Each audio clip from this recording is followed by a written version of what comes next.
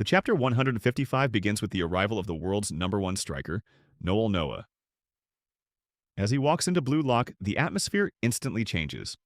For the strikers gathered there, this is the man standing at the very top of world football, the ultimate goal they all want to reach.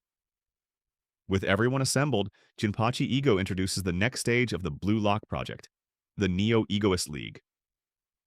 Ego explains that several world-class star players have come to Blue Lock to represent the philosophies of the strongest football clubs in Europe. These master strikers will guide and supervise the players as they compete in a brand new league designed to simulate the professional football world. But this is not just training. The players will now compete in official matches under a special rule system. Each game will be played until one team scores 3 goals, meaning the first team to reach 3 goals immediately wins. This rule forces aggressive attacking football, pushing every striker to prove their worth as a goal scorer. Ego also reveals another important mechanic called the star change system. During matches, the master strikers like Noel Noah can enter the game for a limited amount of time. When these elite players step onto the field, the level of play skyrockets, giving the Blue Lock strikers the rare opportunity to challenge the best players in the world directly. However, the biggest pressure doesn't come from the rules of the match.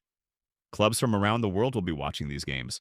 Professional teams will analyze every performance and place bids on the players they want to recruit. The better a player performs, the higher their market value becomes. For the Blue Lock players, every moment on the field could determine their future career. Finally, Ego reveals the most important consequence of this league. When Japan forms its squad for the upcoming U20 World Cup, only 23 players will be selected. That final roster will be chosen from both the former Japan U20 team and the surviving players of Blue Lock. In other words, everyone in the facility is now competing for one of only 23 spots. The Neo-Egoist League is no longer just a training program. It is the stage where players must prove their value to the entire football world. But after the main announcement ends, the chapter delivers one final revelation. In a post-credit moment, Ego secretly mentions a specific player he wants to place in the German team, Bastard München, a player who survived the mysterious wildcard program. That player is Rensuke Kunigami.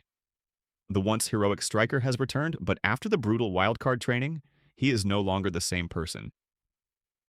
Something about him has changed, and with Kunigami entering the Neo-Egoist League under Bastard München, a new and unpredictable force has just stepped onto the battlefield. The next stage of Blue Lock has officially begun.